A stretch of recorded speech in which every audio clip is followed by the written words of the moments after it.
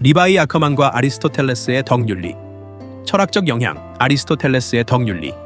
핵심 개념, 덕, 도덕적 성품, 중용, 이성적 선택을 통한 인간의 번영. 리바이 아커만은 징역의 거인에서 가장 존경받는 인물 중 하나로 비할 데 없는 전투 능력, 흔들림 없는 규율, 냉철한 태도로 잘 알려져 있는 인물입니다. 하지만 그의 전술적 능력 이면에는 아리스토텔레스의 덕윤리와 밀접하게 맞닿아 있는 철학적 깊이가 숨어 있습니다. 아리스토텔레스는 진정한 인간의 번영, 유다이모니아 덕성 있는 성품을 기르고 이성적이고 균형 잡힌 결정을 내릴 때 실현된다고 보았습니다. 리바이는 이러한 이상을 체현하며 주변 인물들에게 도덕적 나침반이자 강인함의 상징이 됩니다. 아리스토텔레스의 덕윤리는 개인이 충만하고 윤리적인 삶을 살기 위해 좋은 성품 덕을 개발해야 한다고 강조하고, 리바이는 용기, 청렴함, 책임감 등 핵심적인 덕목을 구현해냅니다. 많은 인물들이 우유부단하거나 도덕적 딜레마에 휘말리는 반면 리바이는 상황을 빠르게 파악하고 단호하게 행동할 수 있어 위기 상황에서 길잡이 역할을 합니다. 그의 이성적이고 침착한 성격은 덕이란 지나침과 부족함 사이에 중용에 있다는 아리스토텔레스의 사상과 맞닿아 있고, 현실 세계에서는 군 지도자나 응급 구조요원들이 극도의 압박 속에서 순간적인 결정을 내려야 할 때 리바이와 유사한 모습이 보입니다. 예를 들어 소방관이 주저없이 인명을 구조하는 것처럼 리바이도 전투 중 감정을 억제한 채 임무에 집중하며 인류를 지킨다는 자신의 사명에 맞는 행동을 하며, 그의 강인함은 단순히 육체적 능력에만 기반하지 않으며 도덕적 명확성과 자기 훈련에 뿌리를 두고 있죠. 더 이어서 말하자면 아리스토텔레스는 덕 있는 행동을 위해서는 이성적인 사고가 필수적이라고 강조했고, 진격의 거인이라는 혼란스러운 세계 속에서 이성은 희귀하면서도 필수적인 자질인데 그 누구보다 리바이가 이 특성을 잘 보여준다고 생각합니다.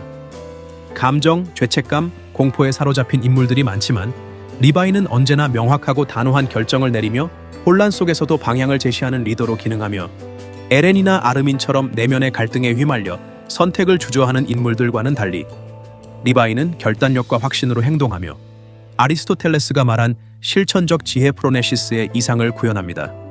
이는 현실에서 고위 경영자나 외과 의사들이 고위험 상황에서 삶을 바꾸는 결정을 내릴 때와 유사하고, 외과 의사가 수술 전 위험과 이점을 저울질하는 것처럼 리바이는 전쟁 속 희생의 필요성을 냉정히 평가하며 언제나 더 큰 선을 우선시하는 모습을 자주 볼 수 있죠.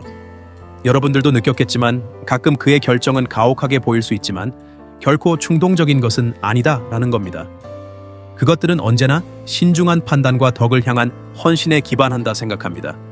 리바이는 종종 냉정하고 무자비한 인물로 비춰지지만 그가 보여주는 행동은 깊은 도덕적 책임감을 반영돼 있으며, 아리스토텔레스의 중용 개념은 덕이란 극단 사이에서 균형을 잡는 데 있다고 보고, 무모함과 비겁함 사이, 무감각함과 과잉 감정 사이 리바이는 이 균형을 완벽하게 실현합니다. 감정에 휘둘리지 않으면서도 동료의 죽음에 애도하고 부하들을 무심히 대하지 않는 모습을 통해 인간적인 면모도 볼 수 있고, 리바이의 말은 큰 무게를 지니며 종종 어려운 상황에서 최종 결정권자의 위치에 섭니다. 그는 전투력뿐만 아니라 정신적인 지도자로서의 영향력도 발휘하며 후배들에게 덕을 가르치는 와중 그는 현실을 포장하지 않으며 진실을 직면하게 하고 명예롭게 행동하라고 격려하죠. 이런 부분 때문에 많은 인기를 얻었다고 생각합니다. 특히 에렌과의 관계는 그러한 조언자의 역할을 잘 보여주고, 그는 에렌이 맹목적 분노에 휘둘리지 않고 자신의 힘을 목적 있게 사용할 수 있도록 이끕니다. 이런 멘토 역할은 엄격하지만 헌신적인 코치나 스승과도 비슷하다는 걸 동의할 겁니다. 현실의 훌륭한 리더들은 스포츠든 비즈니스든 정치든 리바이처럼 행동과 지혜로 타인을 고무시키고 모범을 보이며 기준을 세우고, 리바이는 아리스토텔레스의 덕윤리를 살아있는 형태로 구현해내고, 진정한 강함은 단순한 신체적 능력이 아닌 도덕적 성품과 이성적 판단에서 비롯된다는 사실을 보여준다고 생각합니다.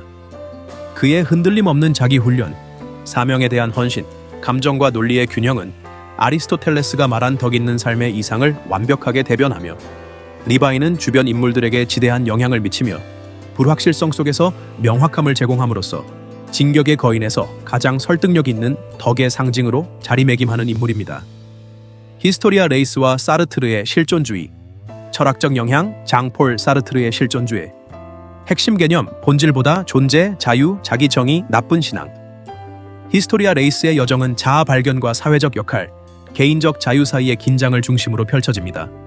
처음에 그녀는 벽 내부의 정치적 체계와 아버지의 명령에 순응하는 조용하고 순종적인 인물처럼 보이지만 이야기가 전개되면서 히스토리아는 전통적 기대와 억압적인 전통에서 벗어나 자신의 정체성을 선택하고 행동하는 데 주체적이 됩니다. 이는 장폴 사르트르의 실존주의 철학과 깊게 연결되어 있습니다. 사르트르는 인간이 자기 자신을 창조해야 하는 존재라고 주장했고, 그는 인간은 존재가 본질에 앞선다는 개념 아래 태어나면서부터 특정한 본질이나 목적이 부여되는 것이 아니라 삶을 통해 그 본질을 만들어간다고 보았고, 히스토리아는 바로 이 점에서 주목할 만하며, 그녀는 처음에는 자신을 로드 레이스의 딸이라는 역할 안에 가두고 살지만 점차 그 기대를 거부하고 진정한 자아를 스스로 정의하기 시작합니다.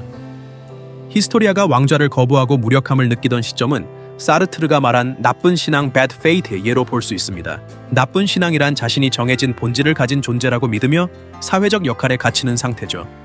그러나 히스토리아는 결국 자유로운 선택을 통해 그 상태를 벗어나고 억압적인 질서에 저항하며 독립적인 지도자가 되며, 그녀의 자기 창조는 실존주의의 핵심이다.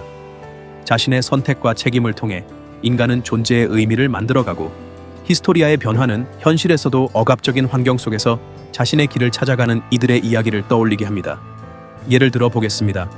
가부장적인 사회 구조 안에서 기대되는 여성상의 반기를 들고 자신의 삶을 재정의하는 이들처럼 히스토리아도 자신에게 부여된 억압적인 역할을 거부하고 자신이 되고자 하는 사람으로 탈바꿈합니다. 그녀가 진정한 선택을 할 수 있었던 것은 자유에 대한 깊은 인식 때문이고, 사르트르는 인간은 항상 선택할 수 있다고 말하며 그 자유로부터 도망치는 것은 자기기만이라고 보았고, 히스토리아는 이런 자유를 회피하지 않고 때로는 두렵고 고통스러울지라도 그 선택을 받아들이는 모습을 보입니다. 그녀가 선택한 삶은 희생을 요구하지만 그만큼 더 의미 있고 진정한 자기 삶에 가까운 것이라는 거죠.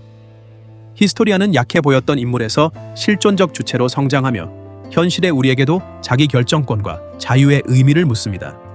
사르트르가 말했듯 인간은 자신이 선택한 만큼 존재한다. 히스토리아의 선택은 징역의 거인이라는 폭력적이고 억압적인 세계 속에서 개인이 어떻게 실존할 수 있는지를 보여주는 한 사례입니다. 여러분들, 우리 한번 생각해 봅시다. 이런 히스토리아의 모습은 어느 시대이든 강하게 적용되는 모습이 아닐까요? 세계가 바라는 나의 모습과 거울에 비치는 나의 모습이 과연 일치하는 걸까요? 혹은 일치해야만 하는 것일까? 라고 이 내용을 통해 생각을 하게 한 계기가 됐다면 저 또한 성공했다 생각합니다. Thinking deep with contemplation. 깊은 생각과 묵상은 굉장히 중요하다 생각합니다. 오늘 세지교실 2부 수업을 완주하신 걸 리스펙트 앤 축하드리고요. 자, 그럼 3부 수업에 지각하지 말고 다른 인물들을 다룬 다음 수업 영상으로 넘어가 보시죠.